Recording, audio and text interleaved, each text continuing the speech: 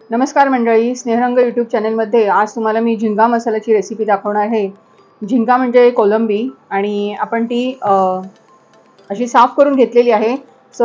पूर्ण स्वच्छ करायची आणि स्वच्छ धुवून घ्यायची आहे आणि आपण आता रेसिपीला सुरुवात करूया। आपण मालवणी पद्धतीचा झिंगा मसाला दाखवणार आहोत। 2 चमचे तेल घेतले मी कढईमध्ये। यात आपण बारीक चिरलेला लसूण घालणार आहोत। एक मोठा कांदा लसणाचा घेतलाय।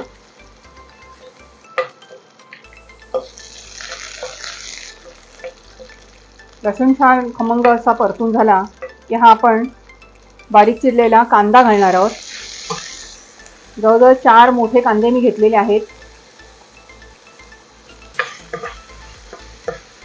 या रेसिपीची खासियत अशी आहे की मसाले परतण्यावरच याची चव एकदम भन्नाट लागते। जसे आपण पावभाजीच्या वेळेला सर्व मसाले परतत असतो त्याप्रमाणेच आहे आणि एकदम सोपी रेसिपी आहे। कांदा मस्त परतून झाला की आपण 3 टोमॅटो घालणार आहोत बारीक चिरलेले।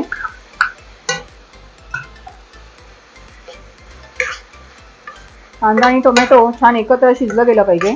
त्यानंतर आपण पुढचे मसाले टाकणार आहोत। ही आहे आलं, मिरची, कोथिंबीर आणि लसूण याची पेस्ट आहे। 2 चमचे घेतली आहे मी ती आपण पूर्ण टाकून देणार आहोत। हा आहे गरम मसाला 1 चमचा। मालवणी जेवण म्हटल्यानंतर गरम मसाला हवाच। हा आपला मालवणी मसाला आहे तो 1 चमचा आहे आणि अर्धा चमचा हळद घेतली आहे। आधी पहिले मसाले सर्व परतून काढायचे मस्तपैकी। हे सर्व मसाले एकत्र झाले तर आपण ह्याच्यामध्ये महत्त्वाचं साहित्य जे मालवणी मसाल्याचं असतं की कांदा खोबऱ्याचं वाटण आहे। हे कांदा खोबरं आलं लसूण मिरची कोथिंबीर ह्यात पण असतं आणि थोडंसं सुकं खोबरं आहे तर ह्याची गोळी आपण ह्याच्यामध्ये टाकणार आहोत।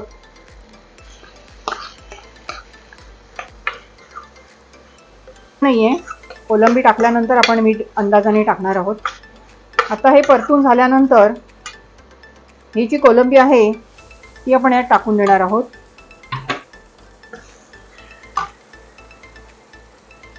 आता चवीनुसार मीठ घालणार आहोत।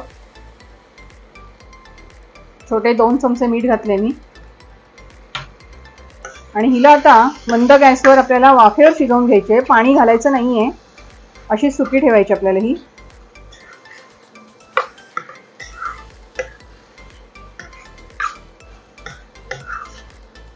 मी एकदम गॅस मंद करणार आहे आणि आता वाफेवर आपल्याला ही झाकण लावून शिजवून घ्यायची आणि कोलंबी शिजायला काही वेळ लागत नाही।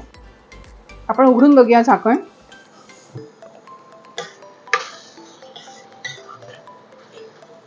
जेमतेम 10 मिनिटांमध्ये आपला झिंगा कढई मसाला तयार झालेला आहे, अतिशय उत्कृष्ट असा। थोडीशी कोथिंबीर टाकूया आपण आणि गॅस बंद करून टाकूया।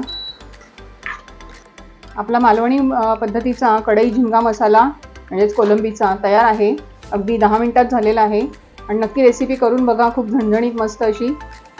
तर नक्की रेसिपी करा। रेसिपी आवडली तर लाईक करा, शेअर करा आणि सबस्क्राईब करा। धन्यवाद।